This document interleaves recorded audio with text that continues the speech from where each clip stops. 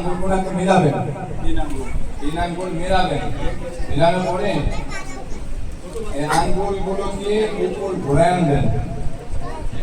আঙ্গুলগুলো দিয়ে কি করবেন, এই কপাল থেকে শুরু করে শেষ পর্যন্ত মুছবেন, হাত থেকে ছাড়বেন না।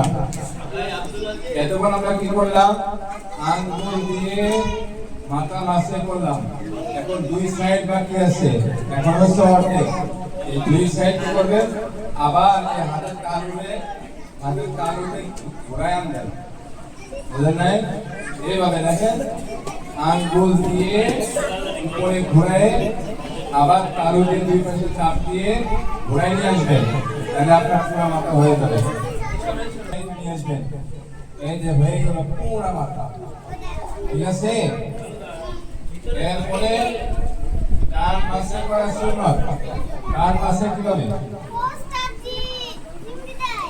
কনিষ্ঠ আঙ্গুল নাক কানের ভিতরে, কনিষ্ঠ আঙ্গুল কানের ভিতরে, কনিষ্ঠ এই যে এই যে না, শাহাদাত দিয়ে কানের পেশ, শাহাদাত দিয়ে কানের পেশ, একটা শেষ করে আরেকটা কানের দিচ্ছে না, এরপরে বৃদ্ধাঙ্গুল দিয়ে পিঠ, বৃদ্ধাঙ্গুল দিয়ে পিঠ, কান পাশের সময় প্রথমে কানের ভিতরে এই চিকন আঙ্গুলটা দিবেন, আমার দিকে তাকান, এদিকে। আপনারা কি কান বাসি করে শিখবেন, তাহলে তাকায় দেখতে হবে।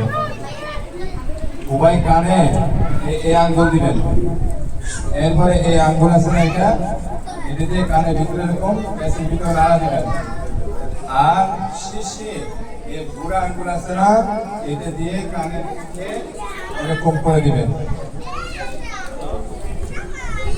এরপরে আসে গর্দান মাসে করা মুস্তাহাব। গর্দান মাসে করা কি? গর্দান মানে ঘাড়, ঘাড়, গর্দান মাসে করা মুস্তাহাব। সবাই তো তাকালে এখানে একটা ভুল হয়, অধিকাংশরা যে ভুলটা করে এই উভয় হাত দিয়ে গর্দানকে গলা পর্যন্ত টাইনে নিয়ে আসে, এটা না, এটা তো সবাই হলো। উভয় হাতে কৃষ্ণ এই গর্দানে হালকা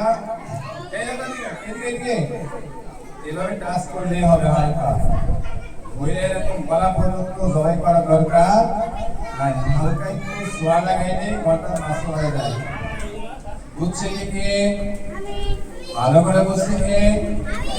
বোঝার দরকার আছে কার? পায়ে ডালেন ডাইরেক্ট। এই দেখো দোনো পা ধরে করতেছে, কারামণি দেখো কিন্তু সুন্দর দেখতেছিলাম, হাসির তো দেখতেছিল ভালো। দেখো আমার গান